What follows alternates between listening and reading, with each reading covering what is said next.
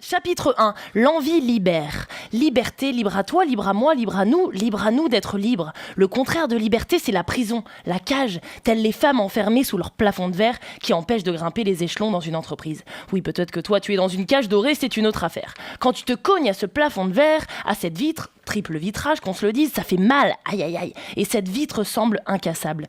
Briser cette vitre, se libérer, délivrer, non, je ne vais pas chanter. Ça peut être un choc, la sonorité de ce mot explique tout, mais un choc salvateur Dali à la si jolie moustache. Parce que tu sais, Christophe, Marielle, Antoine et Claire, être une femme libérée, tu sais, c'est si facile. Être une entreprise libérée, tu sais, c'est si facile. En plus, tu peux porter des chemises avec des cœurs multicolores, tel un arc-en-ciel humain, comme Mister Collignon. Chapitre 2. Être acteur de sa vie libère. J'ai choisi d'entreprendre, non par peur de ce plafond de verre qui fond peu à peu, qu'on se le dise.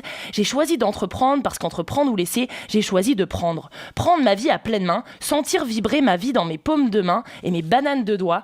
Paumes et bananes marquées par les lignes de ma vie dont j'ai perdu la folie de tenter de les comprendre comme quand j'étais petite, toute petite. Oui, je sais que tu fais ça aussi, Christophe. Interpréter mes lignes de vie, ça voudrait dire croire au destin et me laisser porter avec fatalisme. Non! Je veux être actrice, je veux être libre. Chapitre 3. Rechercher son bonheur libère.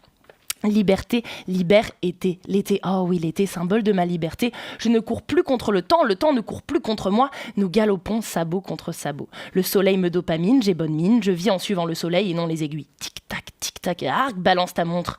Je marche seul, pieds nus, je sens le sol vibrer sous mes orteils, la vie est simple.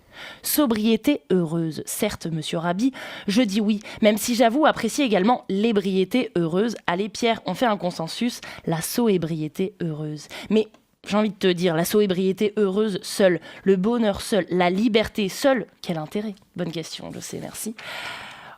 Chapitre 4, rechercher un bonheur commun libère. Voyage. Après avoir passé 1 an et demi à l'étranger, étrange comme mot, n'est-ce pas, étranger, ce que je ne connais pas, une personne de ma famille m'a dit, n'as-tu pas peur du retour à la réalité ?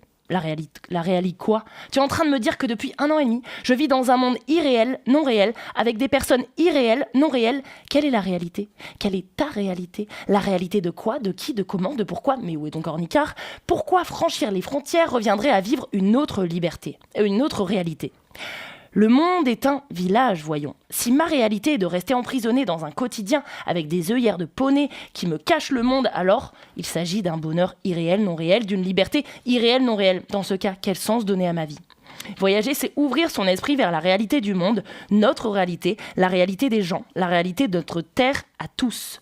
Rendons à la planète sa liberté de penser, ma liberté de penser, sa liberté de faire grandir sa nature dans les plus jolies conditions.